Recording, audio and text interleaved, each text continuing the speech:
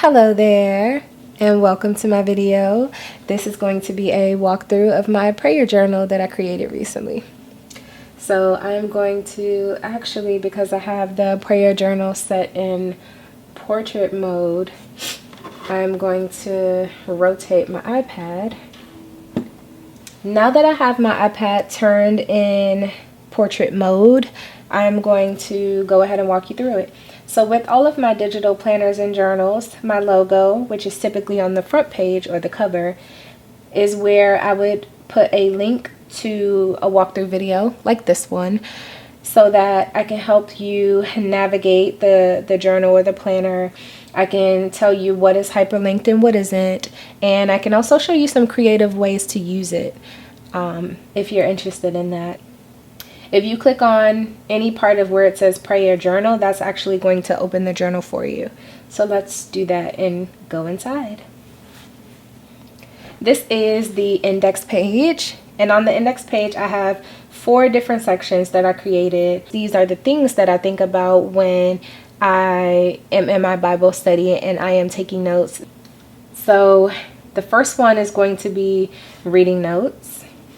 The second is some favorite verses. The third is things that I'm grateful for. And the fourth are things that I'm praying for.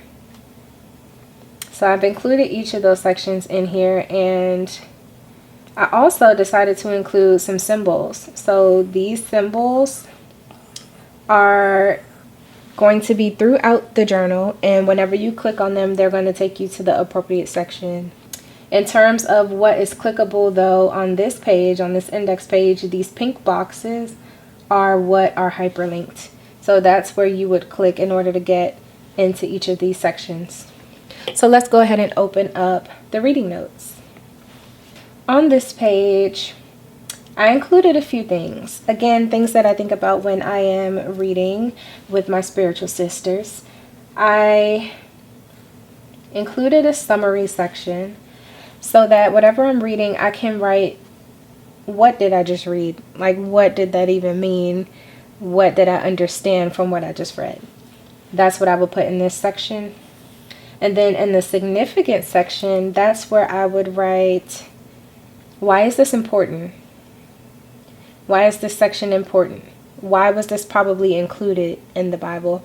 Why is this a story that's being told? Is what I would put there.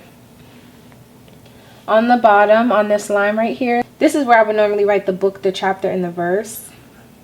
So I'll attempt to give you an example, although writing this way is going to be pretty uncomfortable, but just so you get the idea of what I would normally do here, I do something like that, or something like that, just so I know what it is that I am reading. On this other side, I put 3 questions for me to answer after I read. So this first one is, what did I learn about God? And I like to think about that because everything we read in the Bible is going to tell us something about how God is, how God thinks, what God wants from us, or something of that nature. So I like to consider that and think about that and work through that as I'm studying the Bible. The second question, what did I learn about people? So some of the things that I read in the Bible are definitely going to teach me some things about people and how people are and how they always were and how they'll always be. So I like to consider that when I read as well. And then the last question I included was, how has this affected me? What effect has this had on me? I hope I used the right effect. Oh my goodness, that's going to be embarrassing if I didn't. But if not, just let me know in the comments and I'll change it. No worries. We all make mistakes. But how has this affected me? After reading this, what do I really take from this that I feel is going to ignite a change in me moving forward? Is what I would write in this section. And then down here at the bottom, I would probably normally put a date because I do like to date things. I like to keep up with when I did what. So I'd probably put a date there. Again, disregard that chicken scratch. and just get the idea of how I write mine, or you can type it in, or you can not include it at all. It's totally up to you, but that's how I would normally do. Speaking of this line down here at the bottom, this is a line that you can click that will take you back to the cover. So anytime you want to get all the way back to the front, you can click on that and it will take you there. Otherwise, you can click on any one of these icons to get to a different section, as I said before when we were looking at the index page. So we're going to go from reading notes to favorite verses. So this is the favorite verses section. This is where I put all of my pink sticky notes that I thought were so cute. And this is where I would write some of my favorite verses from the Bible. And you can even write what it means to you if you have enough space. But I would probably just put like my Matthew chapter 5 verses, whatever, and put what the verse is, or type it, or however you want to do it. But that's what I would do there. I think I'm also going to include another template option that you can purchase from my Etsy store, the same place where I sell this. My Etsy store is Lex Vanguard. I might put a blank sticky note version on there, so in case you do want to type it instead, or if you want to just include a picture of something, a picture of a verse, then you could have that option as well. So I might make that available separately. But that's what I intended this page to be for. So the next section is things that I'm grateful for. And I think this is so important to visit on a regular basis. And just as well as I could have put it in my daily or weekly or monthly planner, I decided to include it in my prayer journal. Because for me, part of being spiritual is being grateful. It's a huge part. And I set it up this way so I can just list out things that I'm grateful for. And you can, again, write a date down here if you wanted to date it, or a date at the top, or whatever. But I'm actually not going to date mine because I want this list to be continuous. And you can always add in pages. You would just go to the add page button and click current template, and it will add another page of the exact same thing if you want to do that. The only thing when you add pages is the added pages won't be hyperlinked. But if you want every time you click on this to go to this blank page, then you could always just leave this page blank. When you get ready to write, you can go to add a page, current template, and the added page is where you can write all of your things. So that way, whenever you click here, it'll still bring you to the blank page, if that makes sense.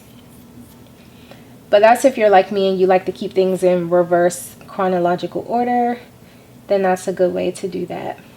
I think I was getting into the reason why I like to keep it continuous is so that once I write something I'm grateful for, then it's already on the list and I can't write it again without duplicating it. So that keeps me, it challenges me to keep thinking of new things to be grateful for each day. So that's why I wouldn't date it. Moving on to the next section, the last section, which is going to be praying for. And I broke this down into 2 columns because I feel like just as well as you should be praying for yourself, you should also be praying for others. So I put 1 column for myself. And here I would literally write my prayer to God. Like I'd write, "Dear God," and then write whatever my prayer is. Or again, you can type there if you want to do that, or however. But that's what I would do. And I would write my prayer for myself there, and I'd write a prayer for others on the other side. And also, another thing you can do that I'll show you really quickly if you already aren't familiar with it and you are planning to use GoodNotes, or you do use GoodNotes, is you can cover up these lines if you needed to. Like I said, I'm going to handwrite here, but you could also type there if you wanted, or add pictures and photos or stickers if you wanted. So I would just take my lasso tool up here and I would draw as close as I can to a square, which I know that's not a great square, but I would draw the square and I would take a screenshot of it so that I can save it as an image to my iPad. So that way I can go over to images and just insert that image and use that to cover these up. And you can resize it as you need to. so it's not too big or too small. Make sure that you're covering everything you need to cover. Squeeze it in if you have to, but you can use that to cover those lines and put pictures and images or text if you want to.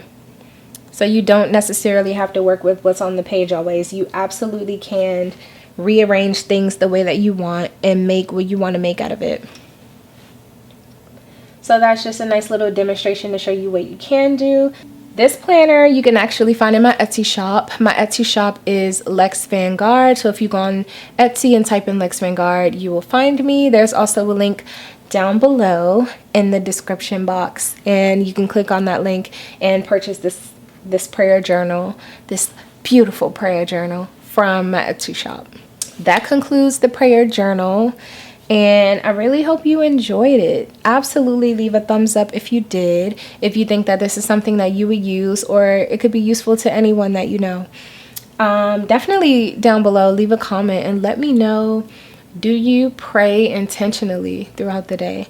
Like, do you plan out time to pray throughout the day, or do you just pray when something comes up? Like, do you pray depending on the circumstance, or do you actually work it into your routine? I want to know. I'm curious, because I've been thinking a lot about that and trying to be intentional with my prayers and when I pray. So I'd like to talk about it. Leave me a comment. Otherwise, make sure that you are subscribed so I can see you in my next video. And until then,